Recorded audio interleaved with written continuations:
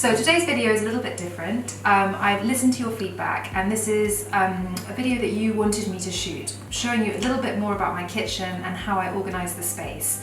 We recently did a blog post called How I Organise My Kitchen, and I've had so many messages and lovely questions about how I organise things. I'm happy to share with you my tips. By no means is my kitchen the most organised, but definitely because I use my kitchen kind of as an office and a cooking space for Mimi's Bowl, and also for my family. It's where I make all the meals. I find that having it really organised is the best way of A, encouraging me to cook, and B, keeping me sane. So I will share with you today how I sort of planned the kitchen, and also some sort of storage space-saving solutions that I find useful, that are really inexpensive to buy online, and I will link up as well. So let me talk you through some of my top tips. So the first thing I recommend when organising a kitchen is to take everything out of the drawer, put it on the surface, and start sorting through the contents of the drawer. I always sort the same things together, so I like to group things. These are all the baking dishes and trays that I use in different sizes, so square and rectangular ones, and also small ramekin pots. But you basically want to have a space for every single thing in your kitchen. What you want to do is to create 3 piles from everything you've taken out of the drawers. So the things that you definitely want to keep, that you use all of the time, the things that you know you want to get rid of that you just don't use. I think we all have way too much stuff in our kitchens. You should just have things that you are using. So put those aside and donate them or give them to a friend. And then make a pile of things that are maybes. In this case, this is a new piece in my kitchen. It's definitely not a maybe, it's a keep. But in the maybe pile, once you put everything back into the drawer, go back to the maybe pile and see if there are more items that you can give away. The less things you have, if you have drawers of things that you actually use, the more organised you feel. So I'm just opening up a few drawers here for you in my kitchen, and what I try and do is plan the kitchen around how I use the kitchen. So on this side of the kitchen I have the cooker. We're making some things in the pot here. But I like to have all the things that I actually cook with, and on the other side I keep all the things that we use to eat with, so plates and cups and things like that. Kitchens are only really organised spaces if you have everything in arm's reach of where you need it. So if you make a cup of tea on one side of the kitchen but actually keep all the mugs on the other side of the kitchen, the space doesn't work. Move the mugs to near the kettle. It sounds really simple, but think about how you use the space. So in this side of the kitchen is everything that I cook with, so I'm not constantly running over there to get things. So the other thing that I did when we designed this kitchen was I made sure that we had lots of kitchen drawers. I think often in kitchens cupboards get prioritised, but actually a whole variety of different drawers in different widths is really useful and allows you to see everything in one go. So as you can see, this is all my spices and herbs. I can see everything, they're neatly stored in the drawer. If this was in a cupboard, I would require a lot more space in order to store the same quantity. So lots of drawers and not just cupboards. The other thing that's really good about this kitchen is I planned it so that the spaces in the kitchen were really clear. I don't like having a lot of things out in the kitchen. Kitchens always feel more organised when the surfaces are clean and clear.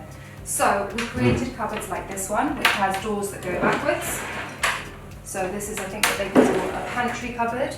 And when I'm cooking, I can access all my oils and vinegars, peppers, all those sorts of things. But actually I can also close the cupboard so that the space looks really clear and calm for when I am actually cooking, like that. And that means that actually when you say to me, where's all the stuff in your kitchen? It's normally in the cupboard. So here's inside one of my kitchen cupboards. I don't have masses of kitchen cupboards, and I do have quite a lot of stuff because I have props and I also have the things that we use to eat with.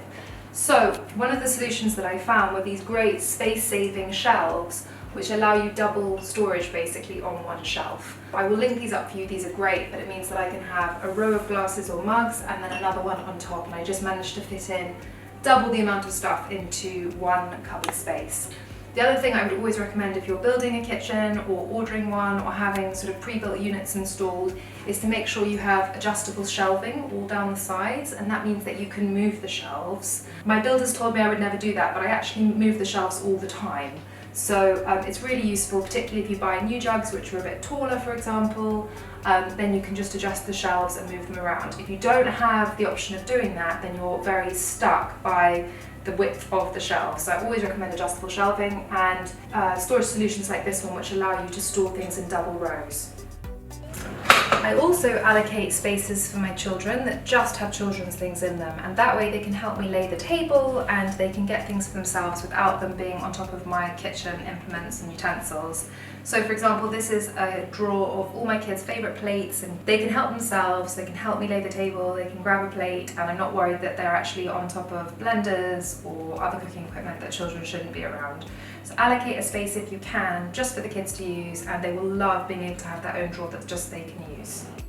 So I've definitely photographed in here before, but I'm not sure that we filmed in here before, and this is my under the stairs kitchen cupboard where I keep all my kitchen cupboard ingredients, and it's a really useful pantry that I use all the time. So I try and keep in here things that I cook with every week. So everything from plum tomatoes to coconut milk. These are the ingredients that I use often, and if I am looking to cook something, I will often come in here, pull something out, and that will become the basis of what we're going to eat for dinner. So I do recommend having a little kitchen cupboard or shelf just like this one, where you can have all your favourite kitchen cupboard ingredients to hand.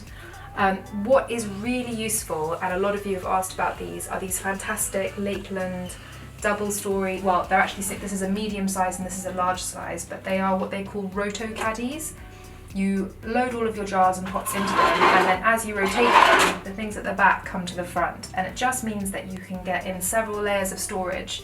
They do a smaller size too for spices, so if you don't have a drawer, that would be a great solution for all of your spices and herbs. But it just means that I can get double stories into these wide shelves of all the things that I love to cook with. My final top tip, once you've gone through each of your drawers and cupboards and worked out what you're keeping and what you're donating or giving away, and the maybe pile, which hopefully then becomes either the keep or the giveaway pile, work out what the things are that you love to use when you're cooking. So for example, I love using these Joseph spatulas. I think they're brilliant. They have little stands on them so that they don't drip food onto the countertops. They're super flexible, they mean I waste a lot less food, and they don't scratch any of my pots. So I love cooking with them, and what I do is I buy quite a few of them so that when I'm cooking I'm not constantly washing up the same items. So whether it's a spatula or peelers that you like to use or a specific chopping knife, buy a few of them, and then you have lots of them to hand when you're cooking, which makes it so much easier.